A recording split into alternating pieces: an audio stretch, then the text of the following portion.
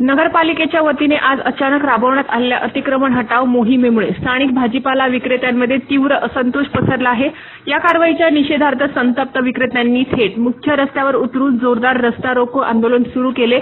मिळालेल्या प्राथमिक माहितीनुसार नगरपालिकेच्या पथकाने रस्त्याकडेला बसणाऱ्या भाजी विक्रेत्यांवर जप्तीची आणि हटवण्याची कारवाई केली। यामुळे संतप्त झालेल्या शेकडो भाजी विक्रेत्यांनी आपला संयम गमावला आणि प्रशासनाचा निषेध करत मुख्य रस्ता रोखून धरला।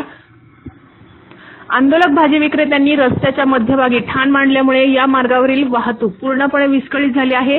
आंदोलकांकडून कोणत्याही वाहनाला पुढे जाऊ दिले जात नसल्याचे रस्त्याच्या दोन्ही बाजूंनी वाहनांच्या लांबच लांब रांगा लागल्या आहेत। कामावर निघालेले चाकरमानी, विद्यार्थी आणि प्रवासी सध्या या वाहतूक कोंडीत अडकले असून परिसरातील वाहतूक पूर्णपणे ठप्प झाली आहे। सध्या घटनास्थळी तणावाचे वातावरण असून वाहतूक सुरळीत करण्यासाठी आणि आंदोलकांशी चर्चा करण्यासाठी पोलीस प्रशासन आणि पालिकेचे वरिष्ठ अधिकारी घटनास्थळी दाखल होत असल्याचे समजते। Star news bureau, Nashik.